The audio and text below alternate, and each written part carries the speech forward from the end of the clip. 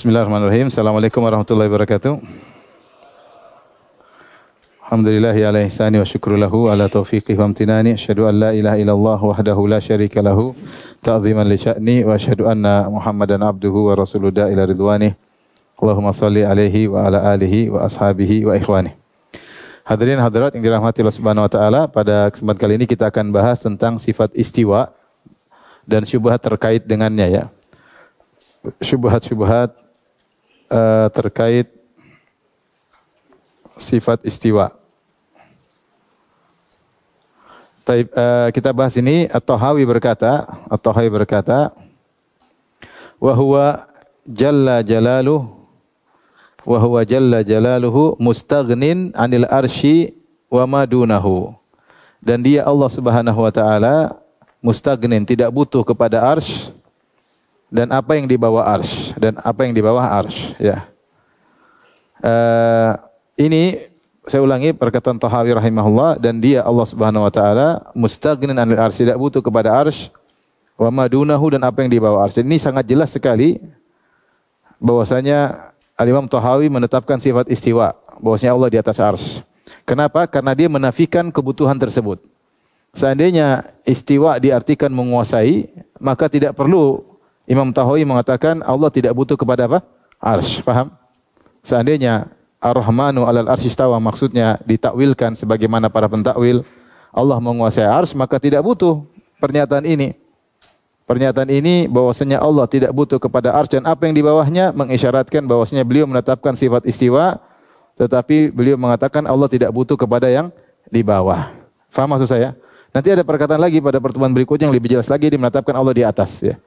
Ya, tapi maksud saya ini juga sudah menunjukkan bahwasanya beliau mengatakan wa huwa mustaghnin 'anil arsy. Allah tidak butuh arsy. Kenapa dia perlu mengatakan demikian? Supaya jangan disangka kalau Allah di atas arsy berarti butuh kepada yang di bawah. Seandainya At-Tahawi mentakwil sifat istiwa dengan makna istaula, menguasai, maka dia tidak perlu mengucapkan demikian. Faham maksud saya sisi pendalilannya? Baik. Kemudian perkataan At-Tahawi wa madunahu, Allah tidak butuh kepada arsy dan juga tidak butuh apa yang di bawah arsy, mengisyaratkan bahwasanya arsy adalah makhluk tertinggi. Makhluk tertinggi, sehingga Allah tidak butuh kepada arsy sebagai makhluk tertinggi dan juga tidak butuh yang ada di bawah arsy, yaitu para malaikat yang memikul arsy misalnya. Ya, di antaranya misalnya apa? Para malaikat, di antaranya para malaikat yang memikul arsy.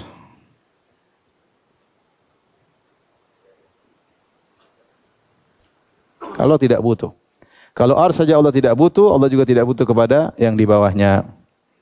Baik. Saya katakan tadi, adapun jika istiwa ditakwil menguasai, maka tidak perlu penjelasan hal ini.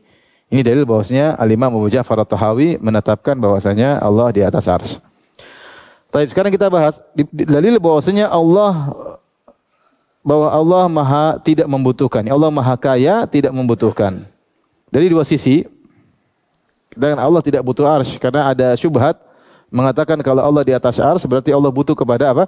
Arsy. Nanti syubhatnya Ar-Razi, beliau sampaikan dalam kitabnya Asasut Taqdis dan juga dalam tafsirnya Mafatihul Ghaib atau Tafsirul Kabir. Tapi di antara dalil bahwasanya Allah tidak butuh kepada arsy, kepada makhluknya, pertama Allah Maha Kaya. Di antara nama Allah adalah apa? Al-Ghani. Al-Ghani. Di antaranya firman Allah dalam surat Ibrahim ayat 8, wa qala Musa in takfuru antum wa man fil ardi jami'an fa innallaha laghaniyyun hamid. Berkata Musa kepada kaumnya, jika kalian seluruhnya kafir dan juga seluruh di atas muka bumi kafir, maka sungguhnya Allah itu Maha Kaya dan Maha terpuji. Artinya kekafiran kalian seluruhnya tidak menjatuhkan harkat martabat Allah, dan Allah tidak butuh dengan kalian, tidak butuh dengan ibadah kalian. Allah Maha Kaya. Makanya Allah mengatakan in ahsantum ahsantum li anfusikum. Kalau kalian berbuat kebaikan adalah untuk diri kalian sendiri. Ya, Allah tidak butuh dengan kebaikan kalian. Dan dalam hadis qudsi Allah mengatakan, ya ibadi law anna awwalakum wa insakum wa jinnakum awwalakum wa akhirakum wa insakum wa jinnakum kanu ala atqa qalbi rajulin wahidin minkum ma zada fi mulki syai'a. Wahai hamba-hambaku, jika kalian dari awal sampai akhir, jin dan manusia seluruhnya hatinya seperti orang yang paling bertakwa, seluruhnya seperti hati Muhammad sallallahu alaihi wasallam, atau seluruhnya seperti hati Jibril, alaihissalam tidak akan menambah kekuasaanku sedikit pun. Allah tidak butuh dengan ketakwaan kalian. Maka di sini Nabi Musa menyampaikan sebaliknya, seandainya kalian kafir seluruhnya, maka Allah tetap Maha Kaya dan Allah Maha terpuji. Demikian juga dalam surat Luqman, kata Allah, "Ma yashkur fa innama yashkuru li nafsihi." Siapa yang bersyukur untuk dirinya, Allah tidak butuh dengan terima kasihnya. Wa man kafara fa innallaha ghaniyyun hamid. Siapa yang kafir, Allah Maha Kaya. Tidak ada urusan dia mau kafir, Allah Maha Kaya dan Maha terpuji. Kemudian juga dalam ayat yang lain dalam surat Al-Imran kata Allah Subhanahu wa taala, "Wa man kafara fa innallaha ghaniyyun 'anil 'alamin." Itu lillahi 'alan-nasi hijjul baiti man istata'a ilaihi sabila. Wa man kafara fa innallaha ghaniyyun 'anil 'alamin. Siapa yang kafir, maka sungguhnya Allah Maha Kaya dari seluruh alam semesta. Al-'alamin adalah ma siwa Allah, selain Allah. Al-'alamin itu artinya apa? Selain Allah. Jadi Allah Maha Kaya tidak butuh dengan alam semesta. Bagaimana dia butuh sementara dia yang menciptakan alam semesta tersebut? Bagaimana dia butuh sementara dia menciptakan seluruh makhluk? Dan dia sudah Maha Kaya sebelum makhluk itu ada. Dalam hadis qudsi Allah berfirman, "Ya ibadi innakum lan tablughu dhurri fatadurruni." Wahai hamba-hambaku, kalian tidak bisa tidak bisa memberi mudarat sehingga kalian bisa beri mudarat kepadaku. Jadi tidak ada ceritanya kalian bisa memberi mudarat kepadaku, enggak ada ceritanya. Walan tablughu naf'i fatanfa'un. Dan kalian tidak bisa memberi manfaat kepadaku sehingga kalian mau kasih manfaat padaku. Tidak ada ceritanya kalian bisa beri manfaat kepada aku. Aku tidak butuh manfaat dan aku tidak bisa menerima kemudaratan. Karena aku Maha Kaya. Baik. Yang kedua, ini tadi nama Allah Al-Ghani menunjukkan Allah tidak butuh kepada makhluknya sama sekali. Sehingga ketika Allah di atas arsy, Allah pun tidak butuh kepada arsy, ya. Ketika Allah di atas arsy, Allah tidak butuh kepada arsy. Yang kedua, nama Allah Al-Qayyum. Perhatikan Al-Qayyum.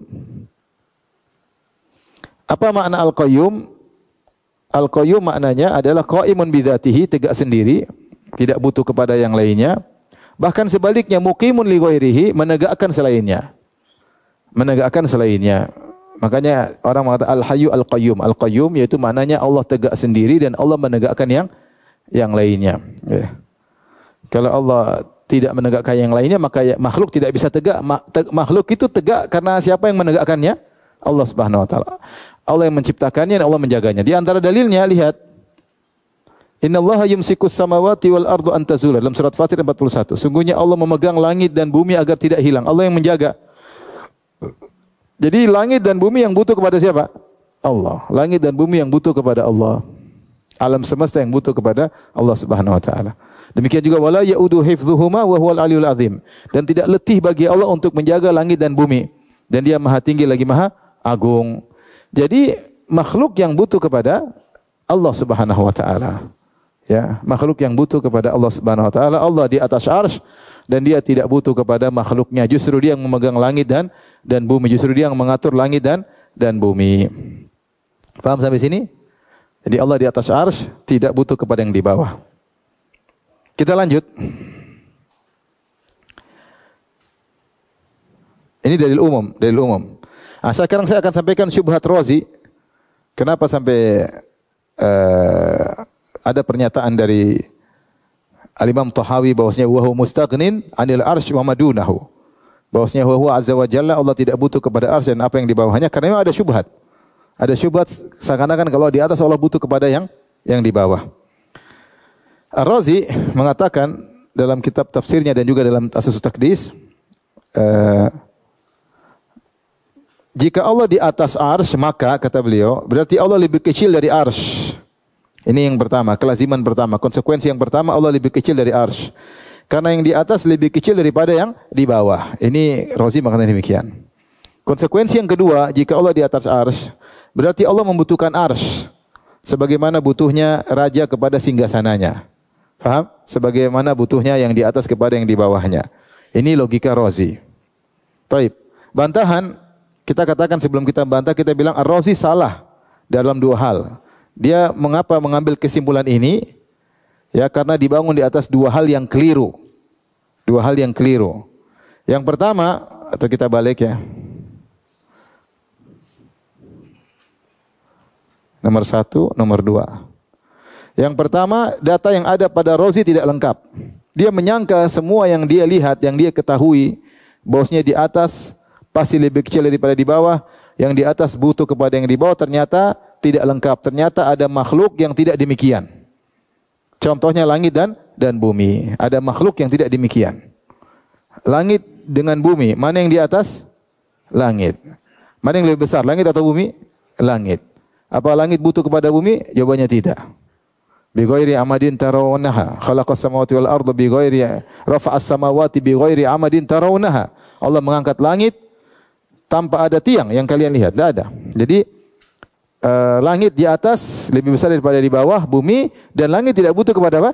Bumi. Ternyata ada makhluk, sehingga ketika Razi mengambil ini namanya kias syumul, dia buat kaedah bahwasanya namanya kias syumuli. Kalau kita belajar kias syumuli itu kaedah, terus di bawahnya ada anggota-anggotanya. Itu kaedahnya, yang di atas pasti butuh kepada yang di bawah. Ini syumul, mencakup, maka dia sama. Kalau begitu seluruh makhluk yang di atas butuh yang di bawah. Berarti Allah juga yang di atas butuh kepada yang di bawah. Ternyata kaedahnya tidak benar. Karena ternyata tidak semua yang di atas butuh kepada yang di bawah. Paham? Ya, taib. Kemudian yang kedua, kalaupun ini kaidah benar, taruhlah datanya semua makhluk seperti itu, ya. Taruhlah, saya katakan, seandainya memang semua makhluk seperti itu,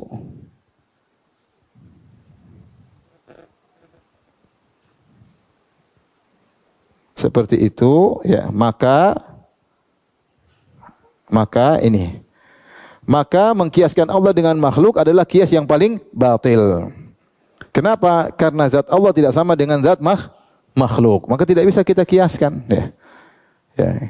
Kita bilang seluruh makhluk butuh energi untuk hidup. Dia butuh makan, masukkan energi. Benar, tapi Allah tidak bisa dikiaskan. Allah ya tidak butuh makan, tidak butuh minum. Beda dengan makhluk. Makhluk butuh makan, butuh apa? Minum, ya. Seperti itu, ya. Maka kalaupun makhluk semuanya seperti itu, maka tidak bisa kita mengkiaskan Al-Khaliq, pencipta, dengan makhluk. Makanya timbullah kaidah yang disebut oleh para ulama, mereka mengatakan kullu mu'attilin musyabbih.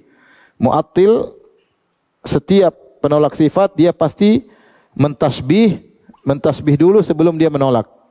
Setiap penolak sifat pasti mentasbih dulu sebelum menolak sifat. Razi kenapa dia menolak sifat istiwa? Karena dia bayangkan seperti makhluk. Kalau gitu tidak bisa. Kalau gitu kita tolak sifat istiwa.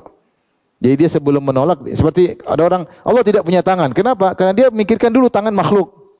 Baru dia pasang, kalau gitu Allah tidak pantas punya tangan. Kenapa? Karena dia mentasbih dulu. Dia menganggap tangan Allah seperti tangan apa? Makhluk. Ya. Allah tidak punya wajah. Padahal dalam ayat, dalam hadis banyak sekali. Kenapa? Karena dia pikir wajah Allah seperti wajah makhluk. Maka dia tasbih dulu, maka kemudian dia tolak. Seperti itu.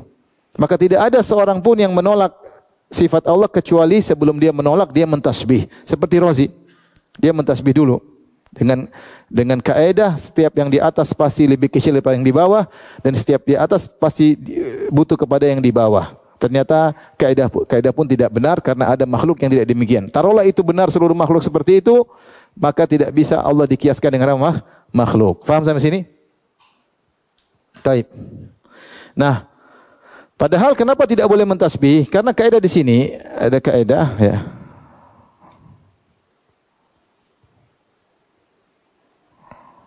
Ya.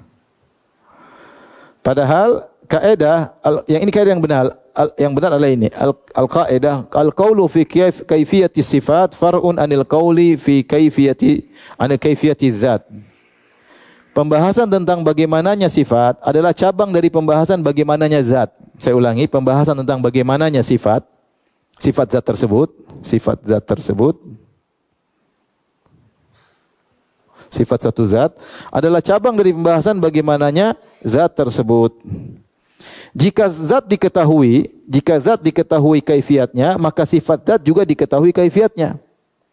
Kalau kita tahu manusia seperti apa, nanti kita tahu oh dia begini-begini karena kita tahu kaifiat zatnya. Jika tidak diketahui kaifiat zatnya, maka kita enggak tahu kaifiat sifat zat tersebut. Paham? Makanya ketika Imam Malik ditanya oleh seorang, "Ya Aba Abdullah, Ar-Rahmanu 'alal arsy istawa." Wahai Imam Malik, Ar-Rahmanu 'alal arsy istawa, Allah beristiwa di atas. Kaifa istawa? Kaifa istawa? Bagaimana Allah beristiwa? Imam Malik marah. Kata Imam Malik, al-istiwa'u ma'lum. Istiwa kita tahu maknanya. Wal kaifu majhul. Adapun bagaimana tidak mungkin diketahui. Ya. Kalau kita mau tahu bagaimana kaifiat istiwa, kita bilang kaifa zatullah. Jelaskan kepadaku bagaimana zat Allah. Kalau kau bisa jelaskan, maka saya bisa mengira-ngira bagaimana istiwanya. Tapi ketika kau tidak bisa menjelaskan bagaimana zat Allah, kita tidak bakalan tahu bagaimana istiwanya. Paham sampai sini? Baik, kita masuk. Paham atau tidak? Paham? Hah? Yang dari mana ulangi?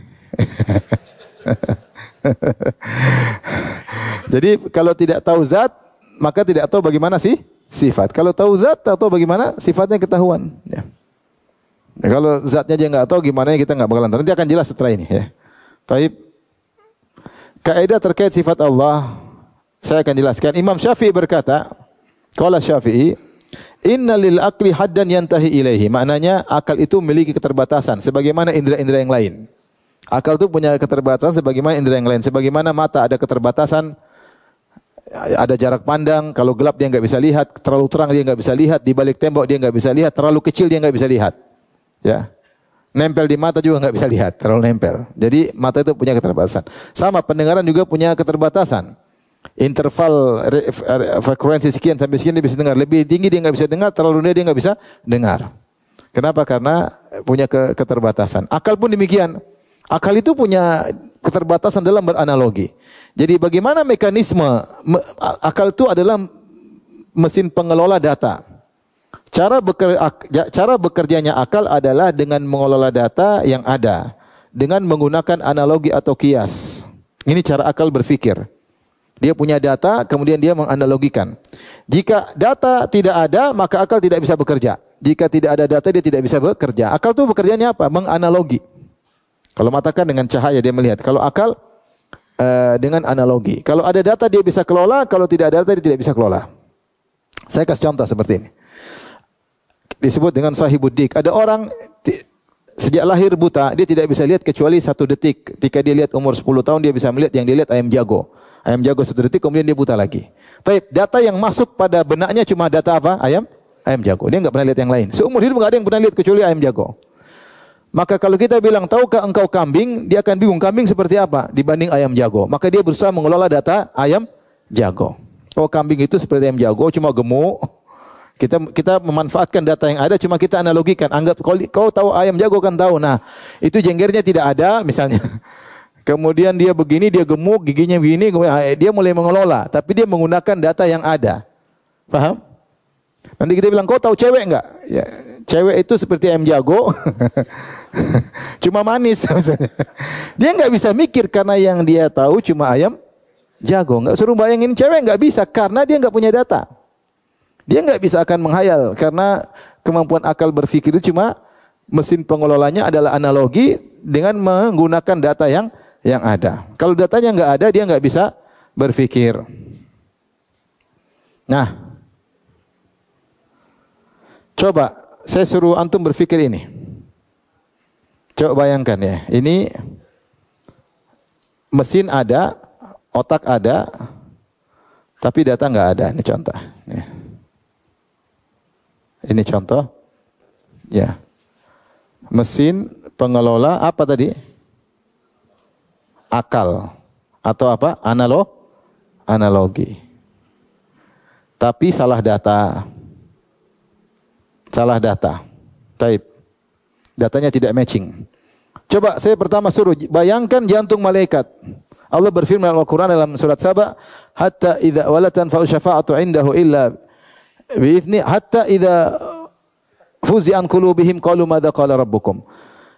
Sehingga ketika dicabut rasa takut dari jantung malaikat. Ini artinya jantung malaikat. Jantung malaikat. Coba antum bayangkan jantung malaikat. Antum coba sekarang bayangkan. Data apa yang antum gunakan untuk membayangkan jantung malaikat? Jantung manusia. Atau jantung kodok atau jantung pisang ya. Ya, enggak ada. Itu enggak bisa gunakan. Ketika menghayal, padahal malaikat itu tuh tidak makan, tidak minum. Padahal malaikat tidak ada aliran darah, paham? Padahal malaikat tidak ada katup masuk, tidak ada kolesterol, tidak ada asam urat. Antum pasti bayanginnya seperti jantung apa? Manusia. Antum nggak bisa bayangkan kecuali itu. Itulah data yang antum miliki untuk antum mengelola, padahal zat malaikat tidak sama dengan zat manusia. Faham?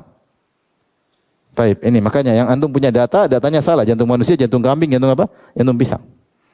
Coba bayangkan sekarang tugas kedua. Antum punya mesin, akal, analogi, tapi datanya nggak ada. Coba bayangkan indahnya bidadari. Kata Nabi SAW, yura mukhusaqaiha mi wara'il lahmi minal husn.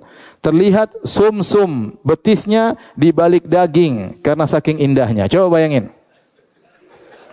Ada perempuan sangat cantik jelita, tapi kelihatan sumsum. Yang sumsum yang antum gunakan untuk menghayal sumsumnya siapa? Kambing yang sering antum makan. Sumsum kambing. Antum nggak bisa sumsum bidadari gimana? Betis yang antum buat bayangkan betis siapa? Betis istri antum, jangan sampai istri orang. Antum pasti bayangkan betis perempuan yang manusia, ya enggak? Antum enggak bisa. Antum mencoba menghayalkan keindahan, tidak bakalan sampai karena datanya enggak ada. Enggak bisa. Antum menggunakan data yang salah. Datanya tidak matching dan tidak bisa dikiaskan antara wanita dunia dan wanita apa? Bidadari. Enggak bisa. Makanya supaya tidak disangka buruk, ya. Rasulullah mengatakan minal husni, terlihat sumsum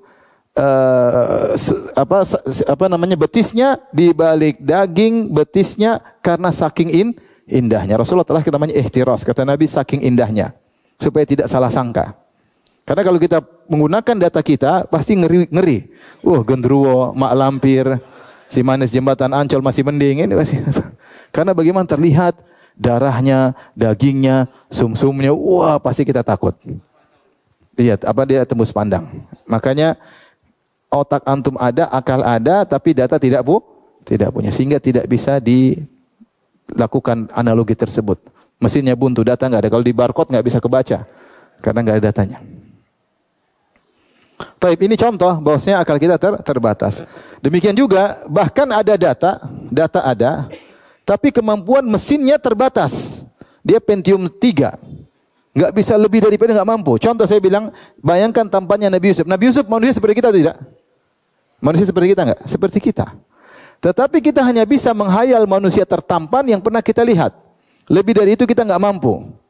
Tampannya Nabi Yusuf yang ketika para wanita melihatnya, falamma ra'aynahu akbarnahu wa qata'na aydiyahunna wa qulna hasya lillahi ma hadza bashara in hadza illa malakun karim. Ketika para ibu-ibu melihat Yusuf, mereka pun memotong-motong tangan mereka saking tampannya Nabi Yusuf.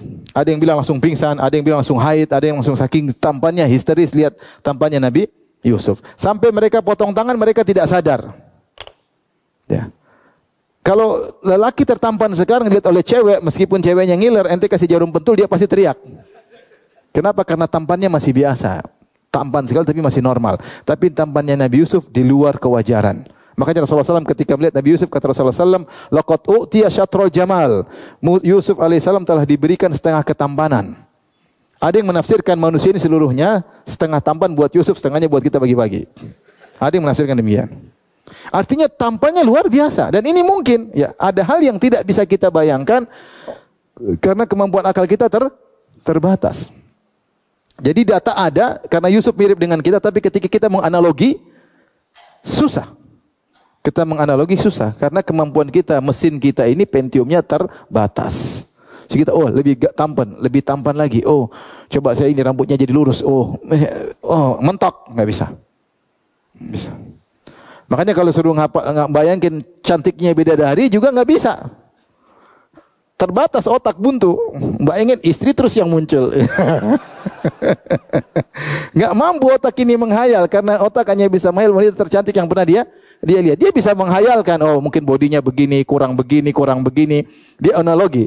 Tapi tidak akan sampai kepada cantiknya bidadari. Kenapa? Akalnya terbatas. Itu datanya saja ada, kita tidak mampu untuk menghayalkannya. Kenapa? Karena Pentium akal kita sangat terbatas. Paham? Bagaimana kalau datanya tidak ada. Sekarang saya contohkan tentang istiwa secara khusus. Ini paham? Paham ya? Baik, sekarang kita masuk istiwa secara spesifik. Nah, ini istiwa, sifat istiwa.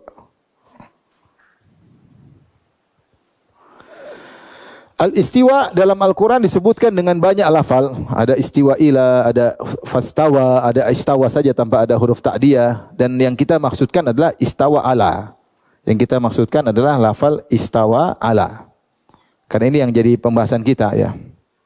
Makanya ketika ada sebagian ahlu ta'wil yang mengatakan istiwa maknanya banyak. Dia benar, kalau istiwa doang maknanya banyak. Ada istiwa kosongan, ada istiwa ma'a, ada istiwa ila, ada istiwa ala. Yang kita bicarakan bukan mutlak istiwa, tapi yang kita bicarakanlah istawa ala, faham? Karena yang digunakan oleh Allah dalam Al-Quran terkait dengan Allah terkait dengan arsy itu ala. Ya, tsumma stawa alal arsy, bukan ilal arsy. Ya, faham? Jadi yang kita bahas sebenarnya lafal istawa ala dan istawa ala ini datang dari para salaf, maknanya adalah irtafa, di atas. Itu yang kata Imam Malik, al-istiwa'u ma'lum. Istiwa kita ngerti maknanya. Taib. Istiwa datang dalam Al-Quran ada dua model. Pertama, istiwanya Allah di atas arsy. Yang kedua, istiwanya makhluk di atas makhluk yang lain. Istiwanya makhluk di atas makhluk yang lain. Taib. Di antara istiwa makhluk di atas makhluk yang Allah sebut dalam Al-Quran, di antaranya litastawu ala zuhurihi. Surat apa itu? Coba cari ayat berapa? Zukhruf ayat 13. Litastawu ala zuhuri. Az-Zukhruf Quran 43 ayat 13. Ya. Litastawu ala zuhurihi, supaya kamu duduk di atas punggungnya. Yaitu di atas punggung hewan. Baik. Yang di atas manusia atau apa? Jadi Allah sedang berbicara supaya kalian duduk di atas, berada istiwa di atas punggung hewan. Berarti yang di atas apa? Manusia. Pekerjaan yang dilakukan namanya istiwa. Litastawu. Litastawu. Pekerjaan yang dilakukan namanya istiwa. Litastawu. Yang di bawah apa? Hewan. Nah, kita bisa menghayal hal ini karena manusia datanya ada. Hewan juga datanya ada. Entah di atasnya adalah di bawah di atas kuda, atau di atas onta, atau di atas himar, dan lain-lain. Hewan apapun kita bisa bayangkan manusia di atas kuda seperti ini. Karena kita tahu punggung kuda seperti apa. Kalau di atas onta kita pun tahu, oh seperti ini. Onta ada punuknya, berpunuk satu, berpunuk dua, pakai keranda atau tidak. Kalau pakai keranda berarti perempuan seperti, kalau enggak pakai keranda berarti seperti ini. Kita bisa bayangkan semua karena datanya semua apa? Ada. Di atas himar kita tahu, manusia himar kita tahu, manusia tahu, himar tahu. Jadi ini kita bisa bayangkan karena datanya ada. Faham? Yang kedua, Allah sebutkan dalam surat Al-Mu'minun tentang Nabi Nuh. Fa idza stawaita anta wa al-mu'minun, dalam surat Al-Mu'minun ayat 28 ini. 23 ayat 28. Allah berfirman tentang Nabi Nuh. Fa idza stawaita anta wa man ma'aka 'alal fulki faqulil hamdulillahilladzi najjana minal qaumiz zalimin. Jika engkau telah beristiwa wahai Nuh dan orang-orang bersamamu pengikutmu, maka ucapkanlah alhamdulillah, segala puji bagi Allah yang telah menyelamatkan kami dari orang-orang yang zalim. Baik, satunya sama antum sekalian. Antum pernah lihat Nabi Nuh atau tidak? Ada yang pernah lihat Nabi Nuh? Tidak pernah. Tapi Nabi Nuh kira-kira mirip kita enggak? Iya, kita kan keturunan Nabi Nuh. Mungkin tingginya beda, mungkin bodi, tapi manusia, sama-sama manusia. Faham? Taib. Siapa yang pernah lihat kapalnya Nabi Nuh? Pernah lihat kapal Nabi Nuh? Tapi kapal Nabi Nuh mirip dengan kapal kita. Kenapa? Karena Allah berfirman dalam Quran, wa hamalnahu ala dzati alwahin wa dusur.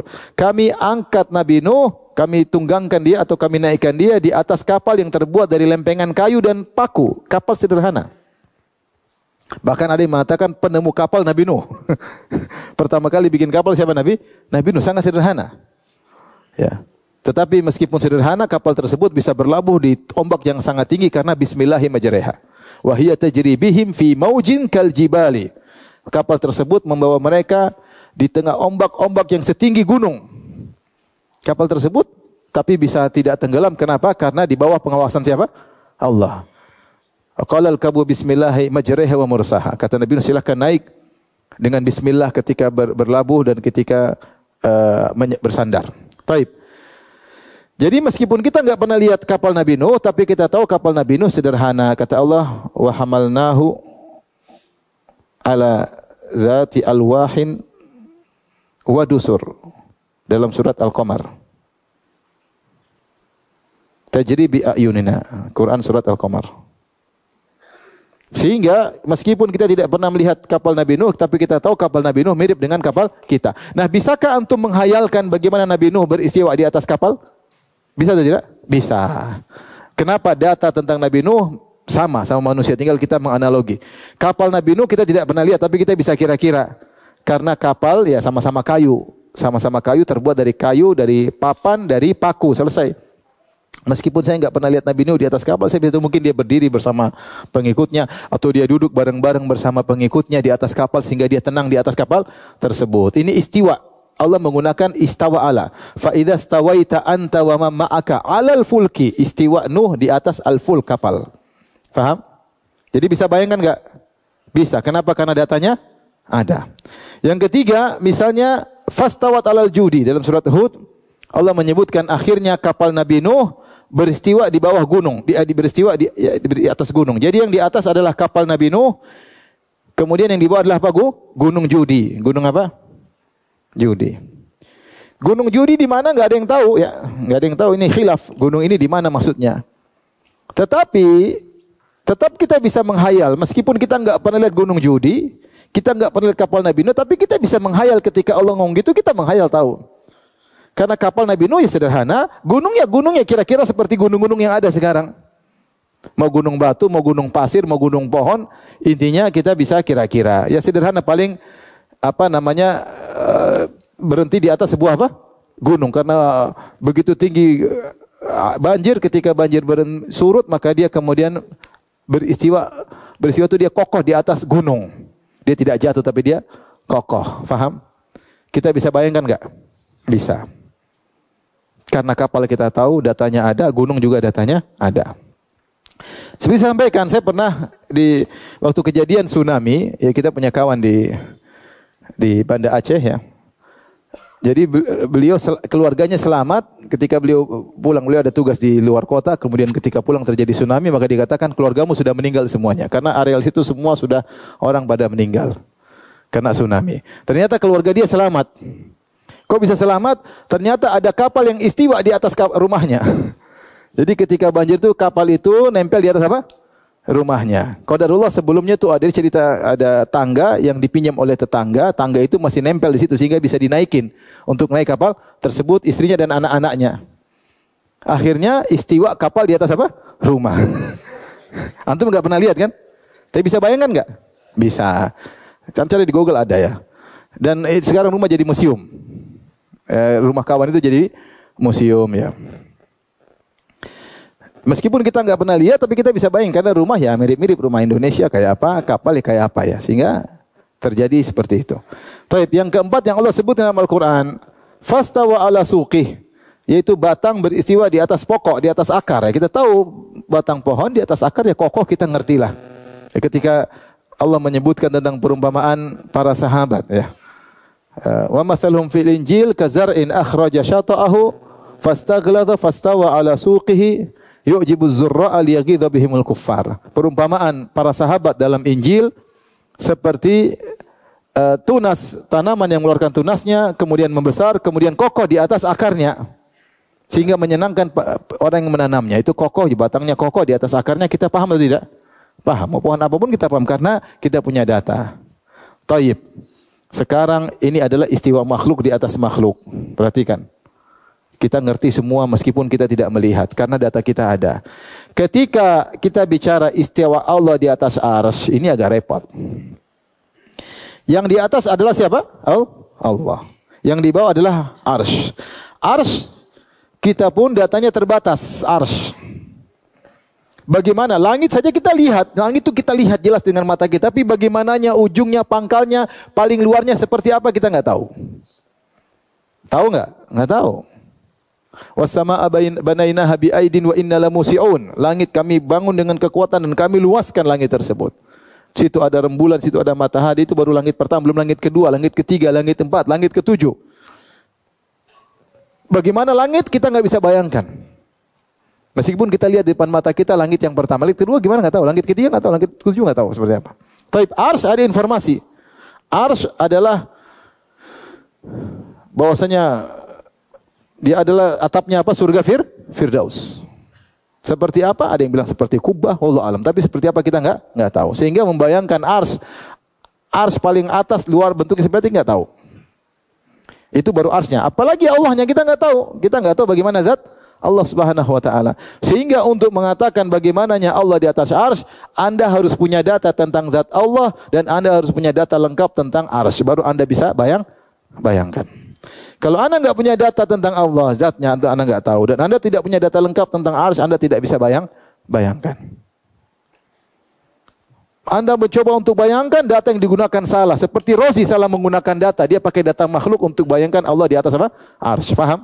Makanya saya bilang Rozi itu salah. Kenapa dia salah menggunakan data? Ketika dia bicara tentang Allah, dia salah menggunakan data. Data yang digunakan data makhluk. Sehingga dia mengambil kesimpulan, setiap yang di atas pasti butuh kepada yang di bawah. Yang di atas pasti lebih kecil daripada yang di bawah. Dan Allah maha suci dari itu semua. Akhirnya dia tolak. Kita bilang akal mesin pengelolanya udah pakai Pentium, udah benar. Intel prosesor. Tapi datanya salah. Sehingga outputnya salah. Salah. Jadi, itulah dikatakan oleh para ulama, kullu mu'attil musyabbih, kullu mu'awwil musyabbih. Setiap orang yang mentakwil, setiap orang yang menolak sifat, kemudian mentakwilnya, maka sebelum dia mentakwil, dia pasti mentasbih. Bagaimana cara mentasbih? Dia menggunakan data untuk menghayal. Data yang dimasukkan pada otak mesin pengelolanya itu adalah dengan apa? Data yang salah. Paham sampai sini? Paham? Ya udah, kalau orang tanya, Ustadz gimana Allah beristiwa? Allah bagaimana dulu? Jelaskan sama saya. Ya saya enggak tahu. Ya sudah, kamu enggak tahu mau nanya-nanya saya. Kalau kamu tahu saya jelasin. Gitu. Ustadz, tangan Allah bagaimana? Allah bagaimana dulu? Allah bagaimana dulu? Enggak tahu. Antum menghayal aja. Saya baca hadis-hadis juga kita bisa menghayal. Jadi Rasulullah menyebutkan ketika mayat mati, seorang meninggal, kan ruhnya diambil kan, kemudian dikembalikan ke jasadnya, kemudian ditanya oleh malaikat Munkar Nakir. Setelah itu mereka mengalami kenikmatan atau azab. Yang mengalami kenikmatan, kata Nabi, ruh orang mukmin seperti burung terbang-terbang di surga. Bagaimana kaitannya ini? Jasadnya di ini, atau kita tidur, ruh kita, kata Allah, ruh keluar dari tubuh. Kalau Allah pegang tidak kembali berarti mati. Tapi dia tidak lepas secara total. Kalau lepas secara total, ruh keluar dari jasad namanya apa? Tewas. Jadi kalau ruh keluar otomatis dari jasad secara total berarti mati. Tetapi ternyata dalam alam mimpi ruh itu berjalan kemana-mana tapi dia tidak terlepas dari apa? Dari jasadnya. Bagaimana kita nggak bisa bayangin. Ruh kita, karena kita nggak tahu ruh seperti apa, karena kita nggak tahu data tentang ruh, tidak ada. Dia seperti apa. Seperti matahari dia sampai ke bumi cahayanya, zatnya tetap di atas nggak? Tapi keterkaitan antara cahaya matahari dengan matahari yang jaraknya katanya 150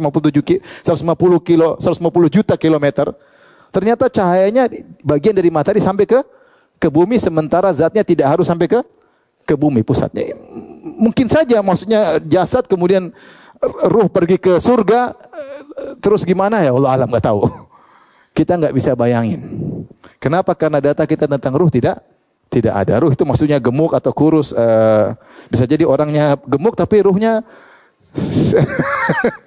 atau sebaliknya, orangnya kurus ruhnya gede, kita nggak tahu ya unsur apa ruh tersebut. Wa yas'alunaka 'anir ruh qul ruhu min amri rabbi. Mereka bertanya kepada tentang ruh, bilang itu urusan Tuhanmu, nggak ada yang tahu. Kau bicara apa? Kita nggak tahu. Sehingga kalau membayangkan gimana Ustaz jasadnya terus ruhnya kok terbang ke surga, jaraknya ya nggak tahu. Allahu a'lam, nggak tahu. Nah itu maksud saya, banyak hal yang tidak kita bisa bayangkan karena data tidak ada. Paham sampai sini? Baik, kita lanjut. Sekarang syubhat. Syubhat seputar istiwa. Ada 3 syubhat yang sebut di sini. Pertama, syubhatnya Razi tadi, jika Allah di atas ars maka Allah butuh ars, setelah lalu bantahannya. Paham? Sudah kita bantah tadi. Jawabannya mudah. Jawabannya apa? Razi salah menggunakan apa? Data. Otaknya udah benar, akalnya udah benar, sama seperti akal manusia. mesin prosesornya sudah benar, atau Pentium 4 atau Intel prosesor entah apa, tetapi datanya salah masukkan. Kalau data salah masuk, outputnya pasti salah. Yang kedua kata mereka, syubhat kedua, kata mereka istawa maknanya istaula. Istawa makna istaula, ini pembahasannya panjang, saya bahas detail di Syarah Aqidah Wasithiyah, antum bisa lihat ya. Kata mereka istawa maknanya istaula. Maka bagaimana kita membantah? Pertama, ini adalah takwilnya Mu'tazilah. Yang mentakwil istawa dengan istaula itu adalah Mu'tazilah. Adapun ahlu sunnah maupun ahlul hadis, mereka menafsirkan ala zahirnya, di atas. Para salaf juga mengatakan demikian. Ya. Oleh karenanya, kalau anda ingin mengambil takwilan Mu'tazilah dan Jahmiyah silakan. Yang mengatakan ini takwilan Mu'tazilah siapa? Yang bilang Abu Hasan al-Asy'ari. Dia nukil dalam kitabnya Maqalatul Islamiyyin. Dia mengatakan adapun Mu'tazilah, maka mereka mentafsirkan istawa dengan apa? Istaula. Istawa maksudnya menguasai. Istaula maksudnya apa? Menguasai. Jadi kita enggak mau disamain dengan Mu'tazilah.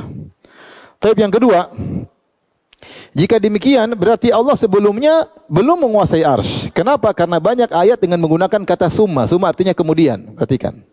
Summa. Contoh dalam surat Al-A'raf. Inna rabbakumullahu alladhi khalaqas samawati wal ard. Sungguhnya Rabb kalian Allah, dialah yang telah menciptakan langit dan bumi fi sittati ayyamin, dalam waktu 6 masa, 6 hari, thumma stawa 'alal arsy, kemudian Allah beristiwa di atas arsy.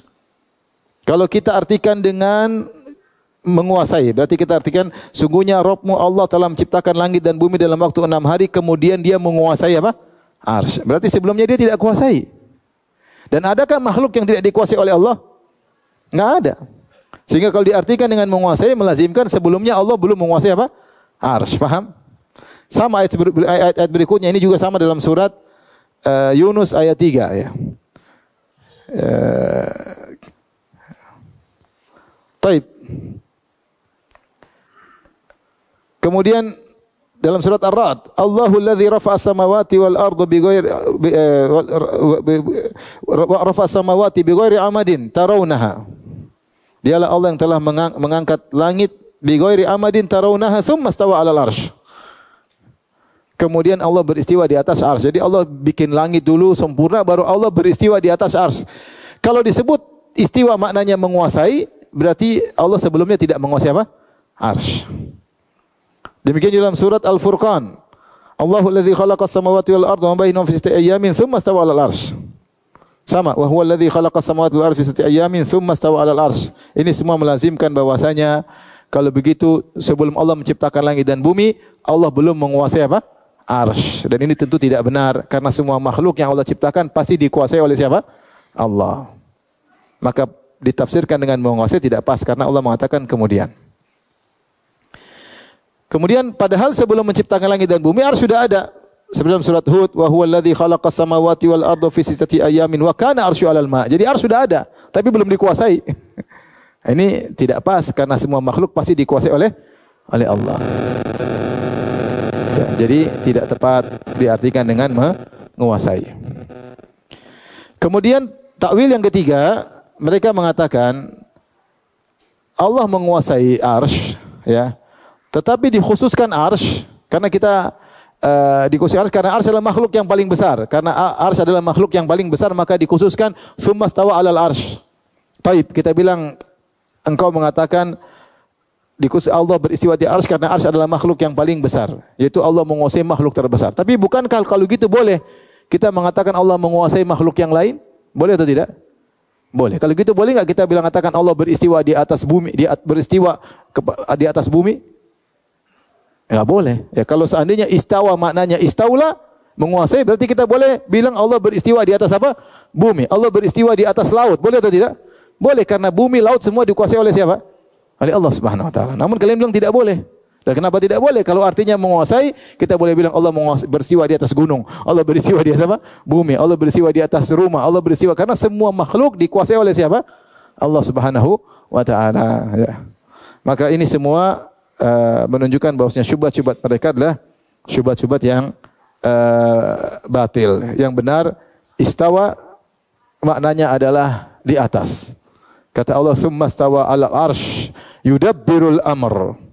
Kemudian Allah beristiwa di atas arsy, kemudian Allah mengurus seluruh perkara dan dia di atas arsy dan dia mengurus semua yang ada di bawahnya.